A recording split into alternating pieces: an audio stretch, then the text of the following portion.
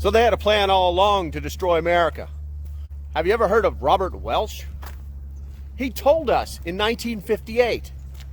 Stick around for the truth.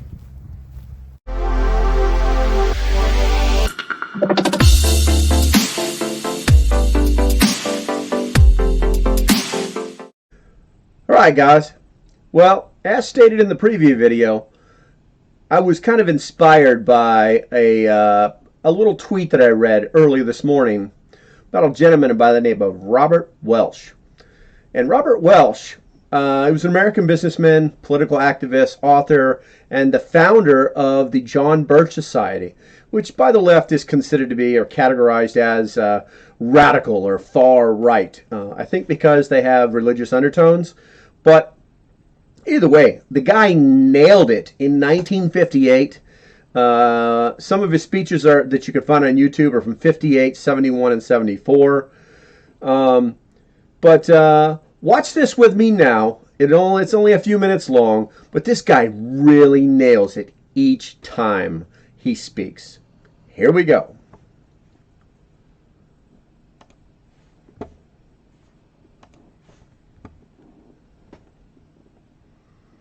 A part of that plan, of course, is to induce the gradual surrender of American sovereignty, piece by piece and step by step, to various international organizations, of which the United Nations is the outstanding but far from the only example. Here are the aims for the United States. 1, greatly expanded government spending for every conceivable means of getting rid of ever larger sums of American money as wastefully as possible. 2, higher and then much higher taxes. 3, an increasingly unbalanced budget despite the higher taxes. 4, wild inflation of our currency. 5, government controls of prices, wages, and materials, supposedly to combat inflation. 6, greatly increased socialistic controls over every operation of our economy and every activity of our daily lives. This is to be accompanied naturally and automatically by a correspondingly huge increase in the size of our bureaucracy and in both the cost and reach of our domestic government.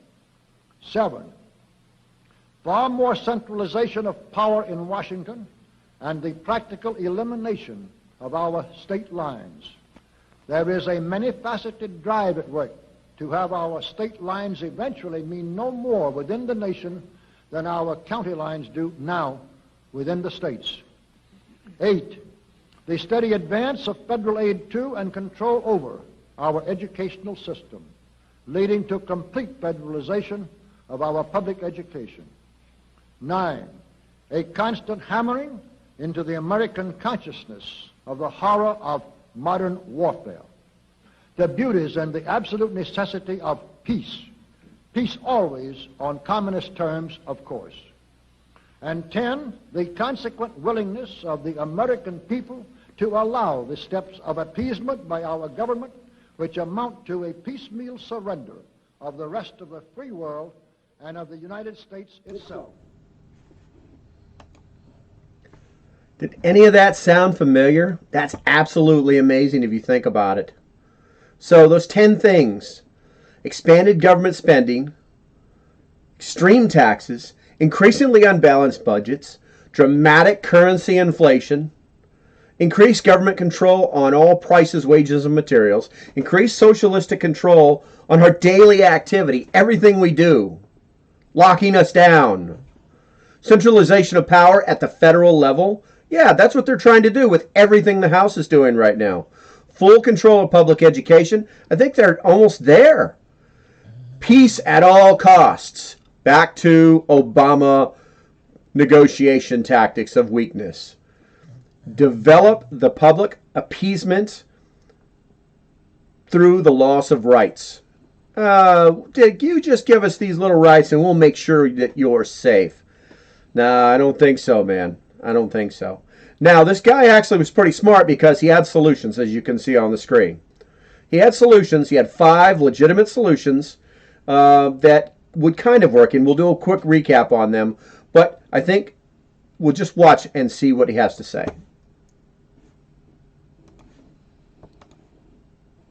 Dust out of your eyes, my friends, and the communist soap suds out of your brain, and ask yourselves in all honesty, what on earth is wrong with the United States simply minding its own business?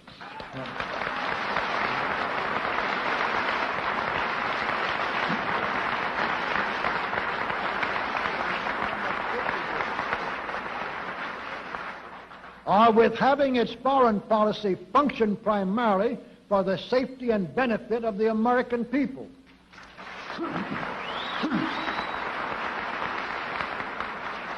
Which is exactly what we had done for the first 140 years of our existence as a nation, to the incredible advantage of ourselves and everybody else. We turn to a very brief summarization of what we hope the John Birch Society will help and even sometimes lead the American people to accomplish during the next 15 years. One, our first and most important specific undertaking should be to restore the complete independence of the United States.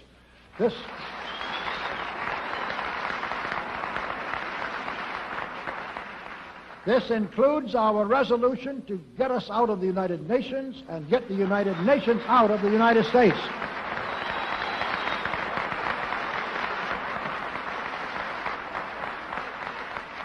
Two, we must once again make our money freely redeemable in gold at some realistic price.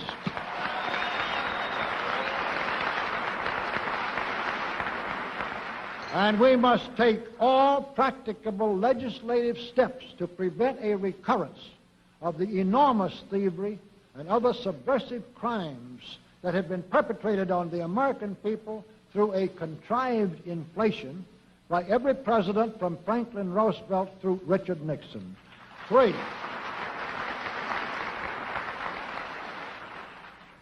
we should reduce the number of government bureaus, of government civilian employees, and the whole quantity of government by at least 50%.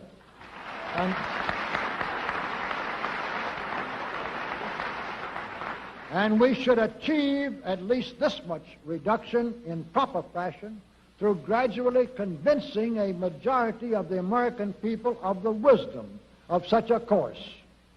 Four, we should withdraw all American troops from every spot on earth that is not American soil, except when and where such troops may be required, as decided by Congress, to protect American lives and property from criminal vandalism.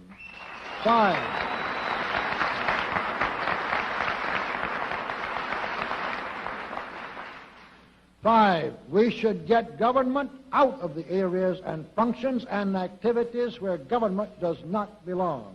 Again, all steps to this end should be taken gradually, but nevertheless just as rapidly as enough of the American people can be persuaded to support such progress. Any such achievement will require a truly massive educational force, but that's exactly what we hope to build during the next 50 years. Okay, so basically, in a nutshell, what this guy's talking about as far as the solutions, that very simplistic, but the reality is that some of them could be done and some of them can't be done.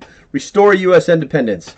On paper, yeah, independent, but frankly, we are, I don't even know how to say it. We are so far away from our Constitution, and that's exactly where they want us. So I think that is more getting back towards constitutionalism. Return to the gold standard. I'd love to see it, but let's face it, fiat currencies are necessary for gigantic infrastructure. There's not enough money in the world to pay for everything that we want. And since the U.S. is the #1 consumer in the world, fiat currency unfortunately has to work for us. Reduce the size of government by 50%.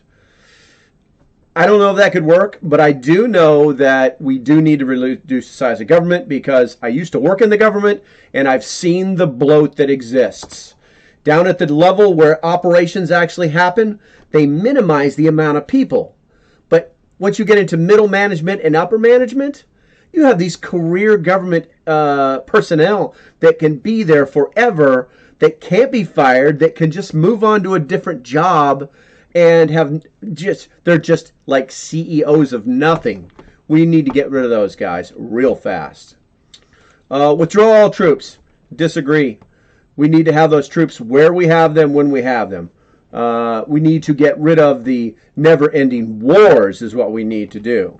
But we're always going to need troops in Europe. We're always going to need troops in the Middle East. We're always going to need troops throughout the world in small contingencies to solve problems and help American citizens that get themselves in trouble. And the last one was get government out of areas not authorized by the Constitution. 100% agree. The U.S. government is digging around in places that they have no business being in, interfering with our rights. Now, I hope this video opened a few people's eyes. If you like what I'm doing, you know what to do. And, of course, tell your friends. Till next time, stay safe.